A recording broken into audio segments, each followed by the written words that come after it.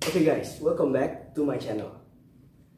Kalian nih yang lagi nonton video gue pasti pernah ketika buka media sosial scrolling gitu kan, terus ngeliat postingan artis idola kalian, terus kayak ngerasa dia cantik banget ya, nggak kayak gue, dekil gitu, misalnya.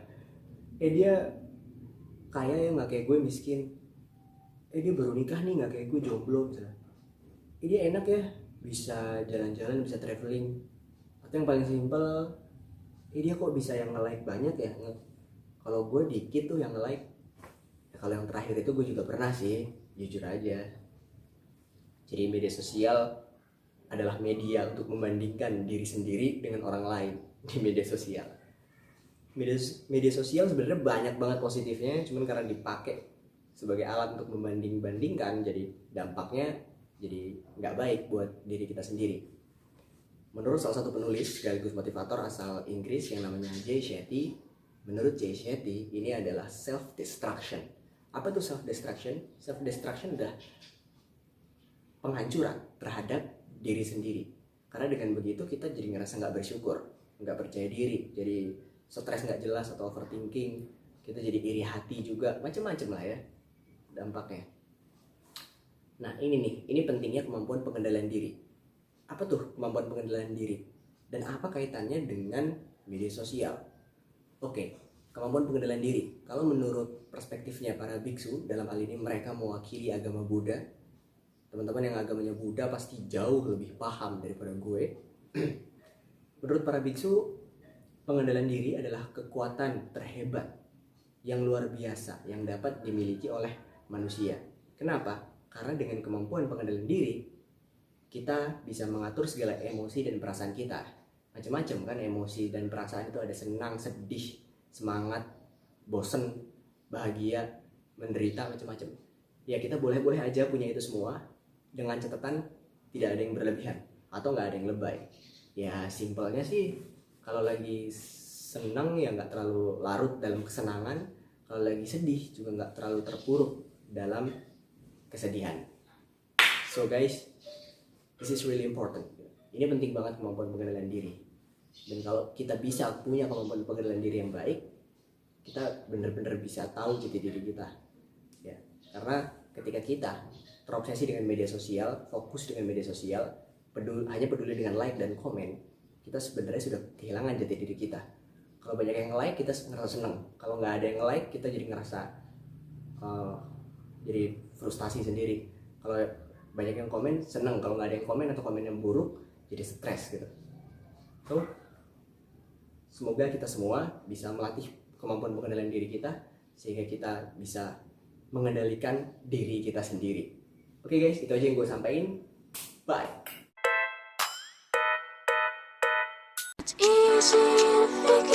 Kenalkan, nama gue Putih. Nah, di sini gue mau ngebahas tentang dunia perskincarean, khususnya sunscreen. Kalian tahu nggak sih betapa pentingnya merawat kulit wajah?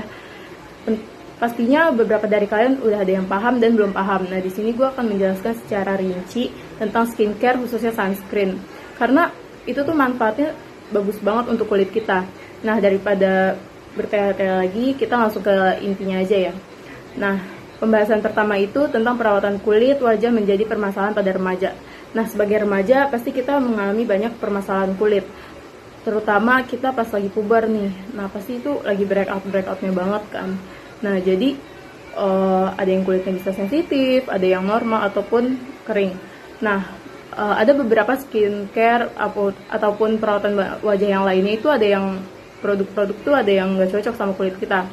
Nah, makanya kita sebagai remaja harus tahu bahwa merawat kulit sejak dini itu sangat penting untuk kita, terutama penggunaan sunscreen. Lalu, kenapa sih kita harus merawat kulit wajah? Nah, pentingnya menjaga kesehatan kulit wajah itu ada alasannya loh. Bukan tanpa alasan loh. Aktivitas yang padat, apalagi kita sering keluar rumah kan, pasti itu kita terpapar sinar matahari. Nah, apalagi banyak-banyak polusi. Nah, itu tuh polusi itu bisa dari asap rokok, kendaraan, maupun limbah dari pabrik. Nah, hal tersebut dapat merusak kekencangan kulit wajah kita dan memicu berbagai macam penyakit kulit, seperti jerawat dan eksim. Kan nggak mau ya kita kena kayak gitu, makanya kita harus merawat kulit wajah kita. Nah, apa aja sih dampak-dampak yang terjadi kalau kita nggak pakai sunscreen? Nah, dampak buruknya itu kita dapat merasakan yang munculnya jerawat, dan dikarenakan paparan matahari yang berlebih dapat menyebabkan kulit wajah kita tuh kering dan dehidrasi.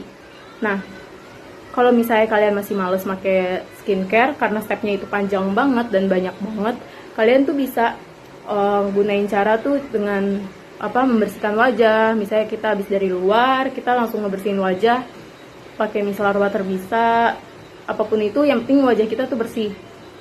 Terus minimal kita pakai masker untuk wajah itu seminggu 2 kali, bisa seminggu 3 kali juga boleh, tapi dianjurkan 2 kali aja.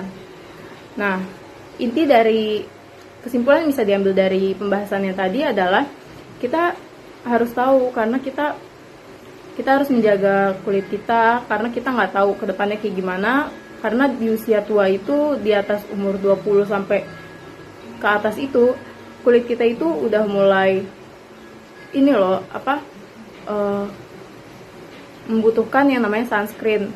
Dan apalagi sunscreen itu sangat penting, karena kalau di usia tua kalau tidak menggunakannya akan timbul flek-flek hitam. Ya, sekian dari saya. Wassalamualaikum warahmatullahi wabarakatuh.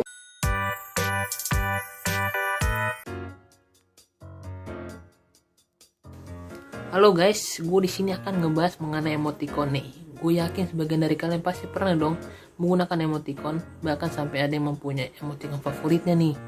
Bener gak sih? Kalau boleh tahu emoticon apa sih yang kalian favoritin? Bisa kasih tahu gue lewat kolom komentar ya. By the way, kalian pada tahu gak sih asal usul dari emoticon itu seperti apa? Langsung aja nih gue spill buat kalian semua. Pada tahun 1862, emoticon pertama kali ditemukan di pidato Abraham Lincoln. Tapi hingga kini belum diketahui apakah itu sebuah typo atau sebuah emoticon senyum sambil mengedip. Lalu pada tahun 1881, Satirpak adalah majalah humor mingguan asal Amerika Serikat menerbitkan 4 emoticon vertikal sebagai bentuk seni tipografi, yaitu senang, sedih, takjub, dan acuh tak acuh. Lalu pada tahun 1963, emoticon pertama kali didesain lalu diberi nama The Smile oleh seorang seniman freelance yaitu Harvey Ball. Ia mendesain wajah smile di lingkaran kuning untuk dipasangkan di kancing untuk meningkatkan semangat di sebuah perusahaan asuransi. Ball menerima $45 untuk desainnya tersebut. Lalu ada 2 saudara laki-laki dari Philadelphia, yaitu Bernard dan Murray Spain. Melihat potensi komersial simbol itu, mereka lalu mengadopsi dan menambahkan kalimat "Have a happy day". Kemudian desain itu muncul di jutaan kancing, stiker, kaos, dan gelas. Lalu di tahun 1979, pertama kali emoticon digunakan dalam surat elektronik yang ditulis pada 12 April 1979 oleh Kevin McKenzie. McKenzie menulis emoticon strip tutup kurung yang berarti menjulurkan lidah ke samping pipi. Pada tahun 1982, emoticon dipopulerkan berkat Scott Fahlman. Ia seorang peneliti di IBM yang mengabdikan hidupnya untuk artificial intelligence pada 19 September 1982. Dalam sebuah post di papan pesan di Carnegie Mellon University, Fahlman mengetik emoticon pertamanya, yaitu .2 strip tutup kurung dan .2 strip buka kurung.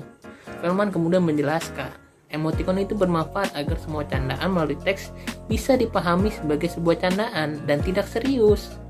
Lalu berkat instant messaging, yaitu Yahoo Messenger, emoticon menjadi beragam.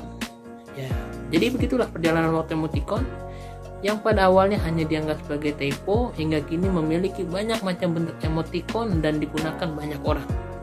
Hal ini seperti perjalanan hidup manusia guys, yang awalnya tidak bisa apa-apa, namun seiring berjalannya waktu yang digunakan untuk evaluasi diri, sehingga manusia dapat melakukan banyak hal.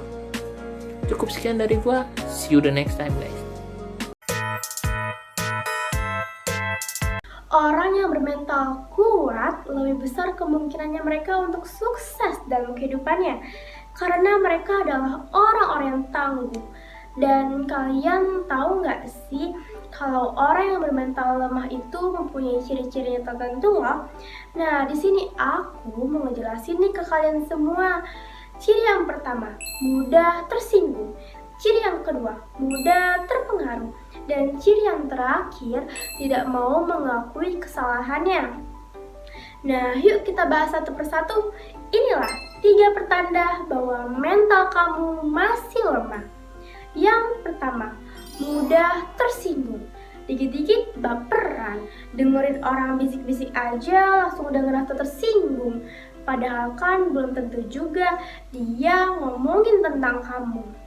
Nah, kalau kamu dikit-dikit marah, dikit-dikit tersinggung, dikit-dikit ngambek, itu tandanya mental kamu masih belum kuat. Kamu masih mudah terpengaruh oleh perkataan dan omongan dari orang lain. Nah, yang bisa kamu lakuin di sini adalah mengendalikan diri kamu sendiri. Selanjutnya, ciri yang kedua adalah mudah terpengaruh. Pelin-pelan alias nggak punya pendirian. Kamu mau ngelakuin satu hal, tapi karena dengerin omongan orang lain, jadinya malah nggak jadi. Jadinya malah ngelakuin hal yang lain. Sebenarnya, semua yang kamu lakuin, itu yang ngerasain dampaknya siapa? Ya diri kamu sendiri kan? Nah, opini dari orang tuh boleh banget guys kita dengerin. Tapi diri kita sendiri juga nih yang mendesain yang mana yang bagus, yang mana yang penting untuk kita ke depannya. Jadi kita harus kuatkan pendirian.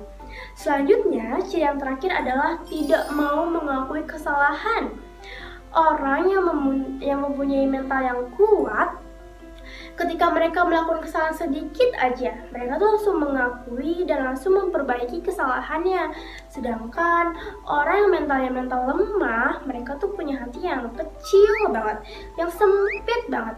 Sehingga ketika mereka melakukan kesalahan, bukannya langsung minta maaf, tapi malah melakukan pembelaan gila-gilaan.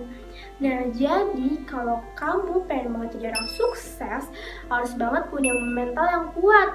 Apalagi mental anak zaman sekarang. Kalau mentalnya mental lemah, mental cengeng, sekali jatuh aja langsung pecah, yang mana mungkin bisa berhasil. Nah, jadi mumpung masih ada waktu dan mumpung masih bisa, perbaikilah dan jadilah orang yang bermental kuat. Oke. Assalamualaikum warahmatullahi wabarakatuh. Apa kabar teman-teman semua? Gue harap kalian pada sehat. Pada kesempatan kali ini, gue mau menjelaskan apa itu mesin 2 langkah atau mesin 2 tak. Buat kalian yang biasa main ke bengkel atau doyan otomotif jadul, pasti tahu dong dengan jenis mesin ini. Kendaraan dengan mesin ini mudah dikenali dari suaranya yang khas dan asapnya yang ngebul. Mau tahu kenapa asapnya ngebul dan suaranya itu khas banget? Akan gue bahas dengan bahasa yang mudah dan bisa kalian cerna. Let's go, akan gue bahas. Prinsip kerja mesin 2 tak itu, ketika piston bergerak ke atas untuk melakukan pembakaran, di waktu yang bersamaan, mesin 2 tak itu melakukan intake. Uniknya, proses intake di mesin 2 tak itu nggak langsung masuk ke blok silinder, tapi masuknya ke crankcase. Buat kalian yang bingung, pasti timbul pertanyaan, oli mesinnya dikemanain bang? Karena oli mesin 2 tak itu berfungsi untuk melumasi bagian transmisi. Sedangkan krok asnya itu dilumasi dengan bensin, udara, dan campuran oleh samping. Setelah proses intake, piston bergerak ke bawah mendorong campuran bensin naik ke blok silinder lewat transfer port. Oleh samping apaan sih bang? Terus transfer port apa lagi? Oke, gue jelasin satu persatu. Oli samping itu adalah oli yang dipakai buat ngelumasin bagian dalam mesin 2 tak. Terus transfer port itu jalur masuk campuran bensin ke ruang bakar. Balik lagi ke proses, campuran udara sama oli samping dari transfer port itu dibakar atau bahasa ilmiahnya dikompresi. Dari proses inilah terjadilah power yang dihasilkan. Sebelum lubang transfer port kebuka, biasanya lubang exhaust atau lubang knalpot itu kebuka duluan karena posisinya lebih tinggi dibanding lubang transfer port. Nah, sisa pembakaran ini dibilas sama campuran bensin yang keluar dari transfer port. Nah, prosesnya diulang lagi dari awal. Campuran bensin masuk ke crankcase, piston bergerak ke bawah ngedorong campuran bensin masuk ke transfer port, campuran bensin dibakar, and then keluar menjadi asap lewat lubang knalpot. Terus kenapa sih bang suara mesinnya itu atau suara knalpotnya itu khas banget? Karena suara yang dihasilkan itu berdasarkan dari knalpot yang berwujud pipa besi panjang yang di kiri kanannya itu ada saringan model serabut kasa gitu. Jadi prinsipnya mesin ini bekerja karena campuran bensin, udara sama oli samping dipakai untuk melumasi bagian dalam mesin. Terus kenapa sih bang ngebul? Karena sisa gas buangnya mengandung oli yang berasal dari oli samping dan langsung berubah menjadi asap hitam yang ngebul. Dan kenapa sih bang suaranya berisik banget? Suaranya berisik itu karena efek knalpot yang bentuknya pipa panjang terus saringannya dicopot. Begitu penjelasan singkatnya yang bisa gua paparkan. Gua harap kalian mengerti prinsip kerja mesin ini. Sekian dan terima kasih.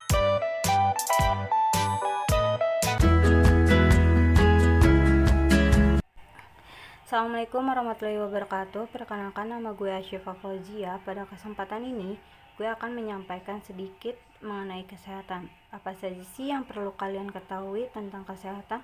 Kesehatan adalah tempat menggantungkan hidup bagi kesehatan, yaitu sebuah komitmen jangka panjang untuk menjaga atau melakukan berbagai hal agar mampu mendukung fungsi tubuh sehingga berdampak baik bagi kesehatan. Maka dari itu kita harus menjaga kesehatan ini lebih baik, dan di tubuh kita juga menghasilkan manfaat loh, bukan kerugian. Dalam menjaga kesehatan, maka kita harus mengetahui terlebih dahulu loh apa arti kesehatan itu. Kesehatan adalah kesehatan tubuh, merupakan kesehatan yang dinilai dari kondisi fisik seseorang. Maka kita harus menjaga kesehatan agar terciptanya kehidupan yang layak dan bersejahtera. Kehidupan yang layak dan bersejahtera, teman-teman juga harus menjaga lingkungan loh. Cara terbaiknya dalam menjaga berbagai penyakit yang mengintai pada musim hujan seperti sekarang ini. Menjaga kesehatan dapat dimulai dari pola tidur, berolahraga, beristirahat yang baik, dan menjaga pola makan.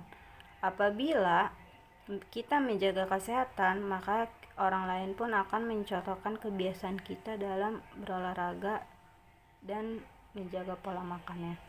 Keluarga juga terkena dampak positifnya loh, yaitu aktivitas menjadi lebih baik.